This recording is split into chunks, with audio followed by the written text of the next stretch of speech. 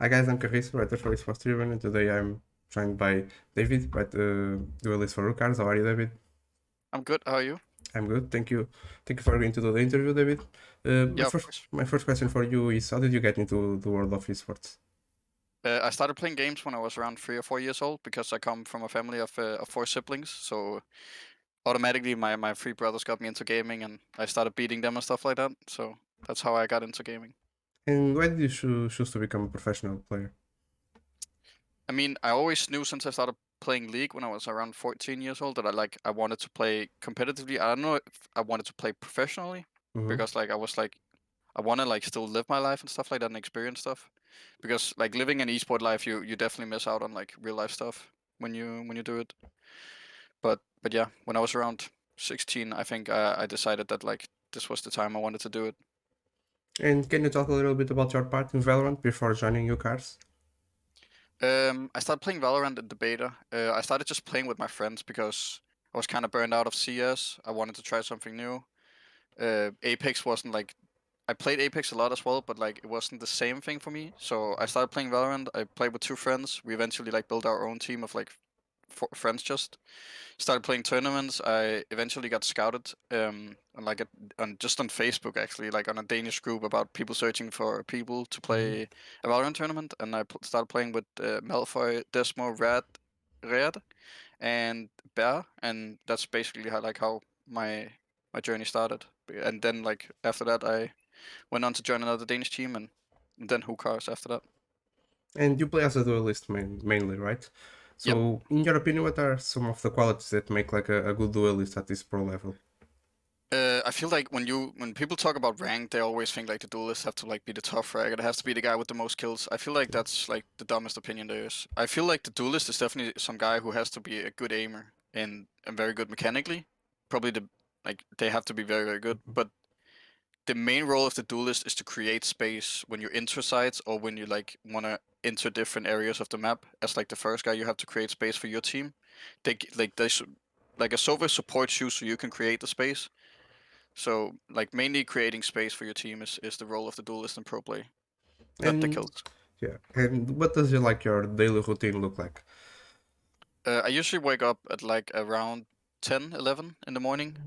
I'm not the biggest morning kind of person, Mm-hmm. so I don't want to wake up earlier than that.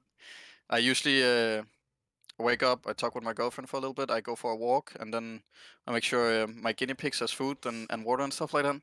And then I usually deathmatch a little bit when I wake up, when I'm done doing my chores, and then not every day is the same. So some days I wanna VOD review, some days I play deathmatch, some day I'm more I just wanna chill, because it's also important not to burn out and overdo stuff. And then we usually have prac four times a week from 16 to 22.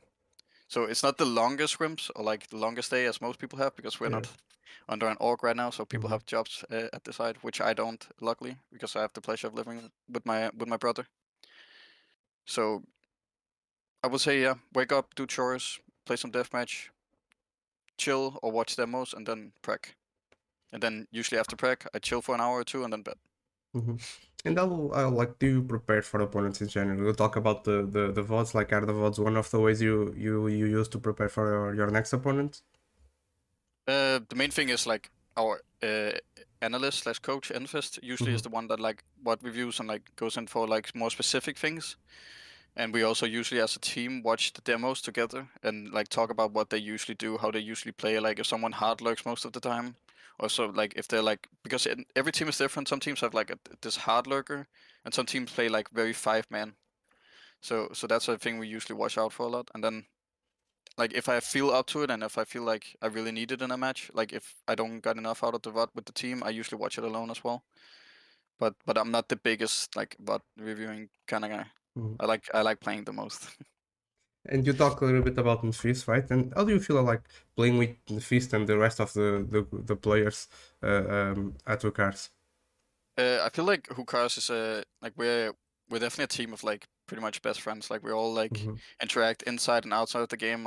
Every time I play something else than Valorant, I usually play with the other guys from the team. We hang out, we do stuff. So it's basically just playing on the team with your friends and just having fun and chilling. And of course, being competitive and like always trying our hardest to win.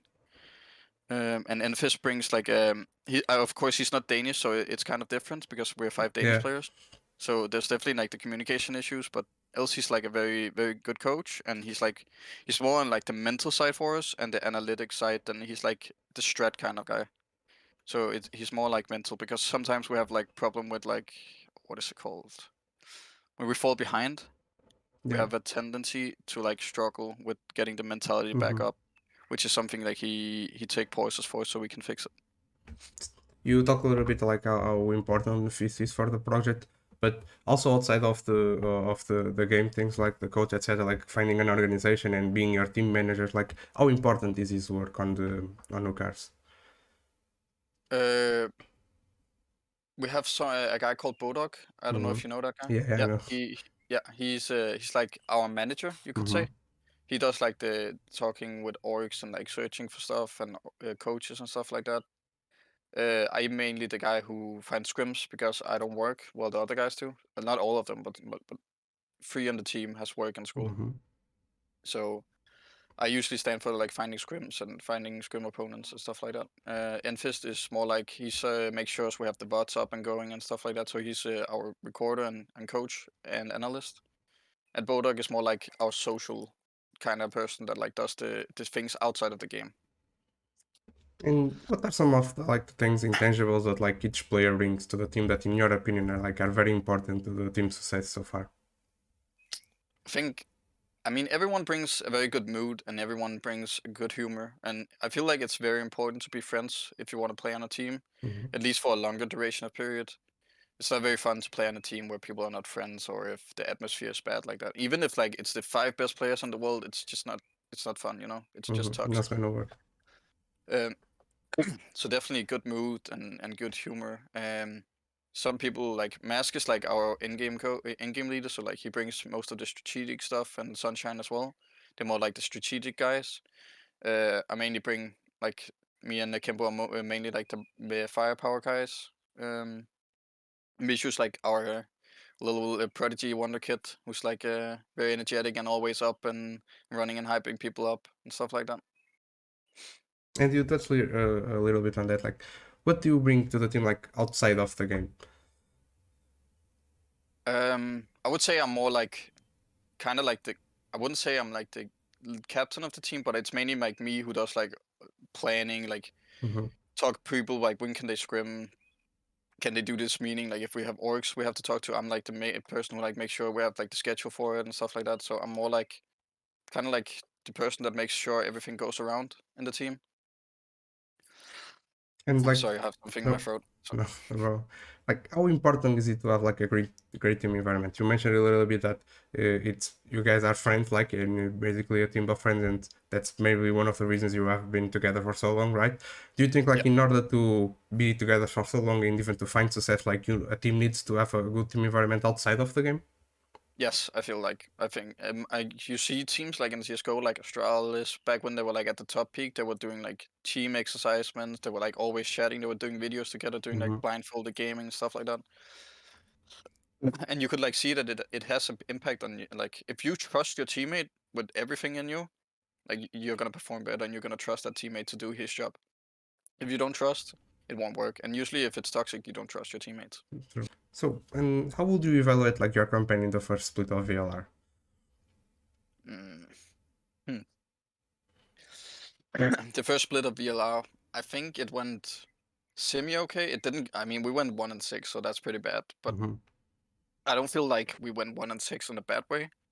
Like a lot of the games we lost were very close. Like we played against Kobe where we went 2-1 and we lost, I think 13-10 last map or something like that. And the first map was also like 13-11.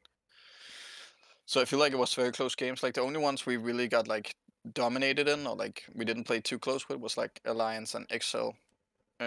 Tundra, like Tundra, we could have gone both ways. We threw the breeze where we had like match point for like 5 rounds or Hmm. something like that as well. So I feel like we played well, but we didn't play like optimal. And I mean, Alliance and XL were the two best teams at least in the group stage. So, Yeah, last they were in the last split. This split, it's very different. and like, how confident do you feel for this split? I feel like I feel like the split is more balanced. I feel like every team can take a match off each other. Hmm. I feel like the only teams that's like that wouldn't like be in top contenders is probably H2O and Alliance. I feel like every else. I feel like all the other 6 teams can beat each other. Well, I felt like last split, I felt like Alliance and Excel was just like the clear winners of the split until playoffs. And in playoffs, Alliance was very shit. Yeah, it's true. And like, do you think you have a good shot at making the playoffs then? Yeah, I feel like we have a very good shot. I mean, we only have to win 2 matches pretty much, and we should be guaranteed the playoff spot. Of the things like you think you guys need to fix or improve in order to not only make playoffs but also have a deep running in the tournament on playoffs. I feel like we definitely have to like fix. We swap roles a little bit. I mean, I'm still like the main duelist, but I don't play duelist on a lot of maps anymore because Mhm.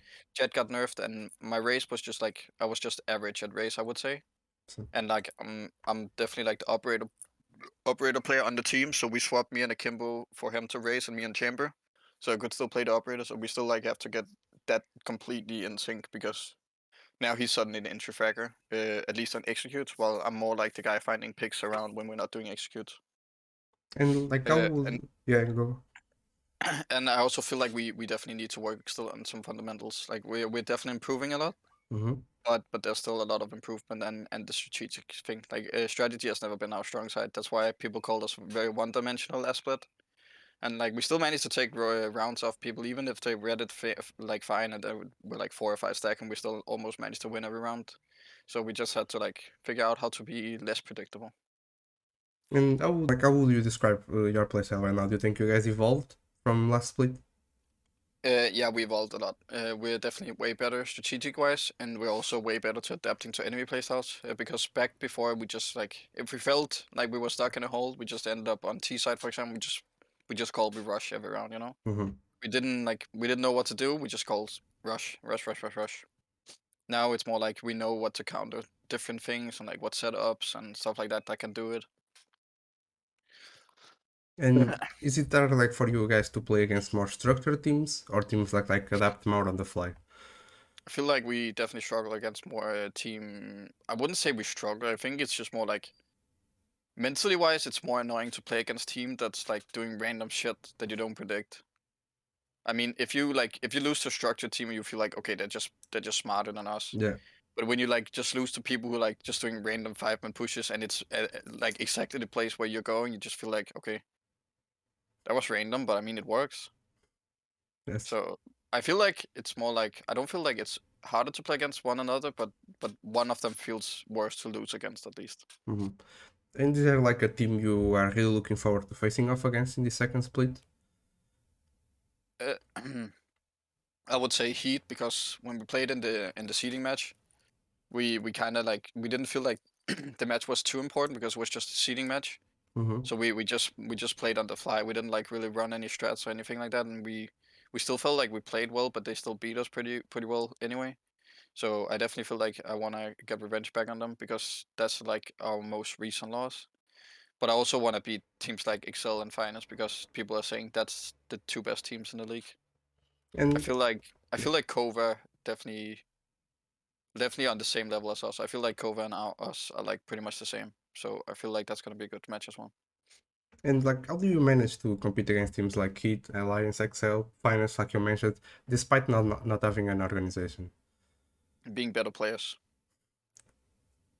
Just that. Yeah. I feel like our team, if we had the sources everyone else had, I feel like we would accomplish more than that they would. I mean, it sounds a bit cocky or ego to say it, I would say, but Mm. I feel like we're definitely like maybe not like all of the players on enemy teams, but I feel like we're definitely at the top, and we could easily like be the number one team in the split if we had the same sources as everyone else. Because I know every team almost pracs like 7 days a week, like 6 to 8 hours, while we prac 4 days a week from 16 or 17 to like 21, 22, Hmm. depending if people have early day on job or not. So they definitely had the advantage over us time wise and like boot camp and stuff like that. And like, what are some of the main difficulties like you guys face for not being signed to an organization and all that like holds you back? Definitely the fact that people have to study and work, so the time is way lower. Like instead of having maybe like 40 hours a week to like just prac, we have like 20, for example. Mm-hmm. Um, I mean, people are up for like quitting work and studying and stuff like that if we get an organization, but they can't really do it without us having an organization because in Denmark you get paid to study. Yeah. So like the people who are studying, they live off the money they get from studying, and the guys who work live off the money they get from working, of course. So they don't really have the option to quit until we have like an income. Mm-hmm. And like, what are some of the things like you would be able to, like you say, like if you got the backing of an organization?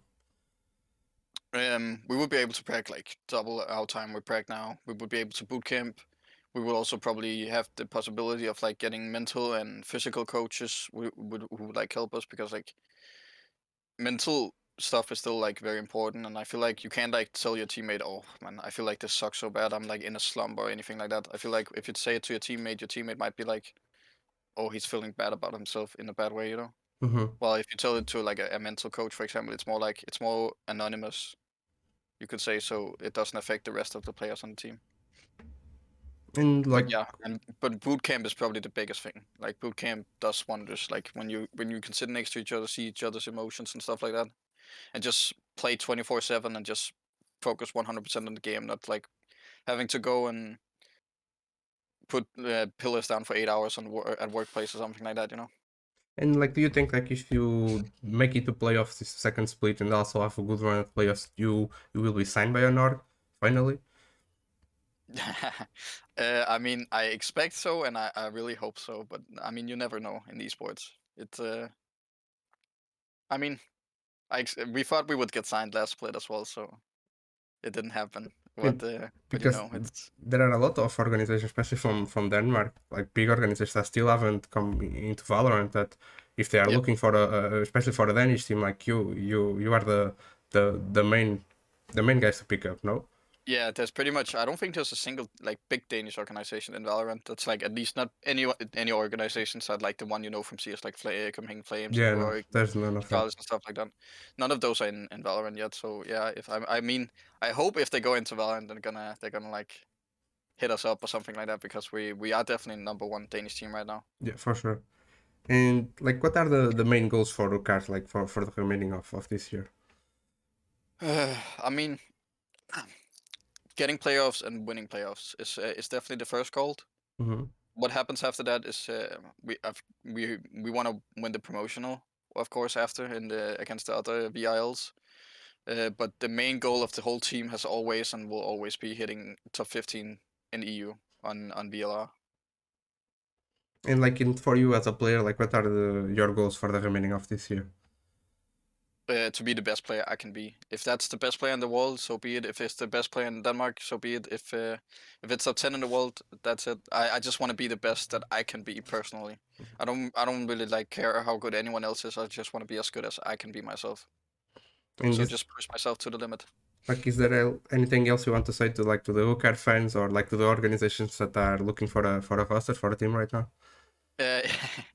Uh, all the guys who are supporting Hukars and like joining in on the memeing on VLR and helping when people say who cares and stuff like that and random who cares instead and supporting us. Thanks a lot. It means the world that like people are taking in our name and making, even though it's a bit of a meme with the name, Mm-hmm. we still love it. And I mean, all exposure is good exposure. So I really love that. And to any organization that wants to hit it up, just know that we're not even close to being in on prime right now. We can definitely be a lot better if they had the resources to do it. So if an org is looking for teams that can go a long way, they should definitely hit us up. David, thank you a lot for getting to do this interview. It was a pleasure talking to you. Yeah, And thanks a lot for having me. And sorry for the coughing. My throat is not the best right now. no problem. I wish you the best in the second split, and I really hope that the organization picks you up as fast as possible because you guys deserve it. You have been playing really well, and this seems to be like not only a roster but also a family. So I wish you guys the best in the future. Thank you very much, and thanks for having me. Thank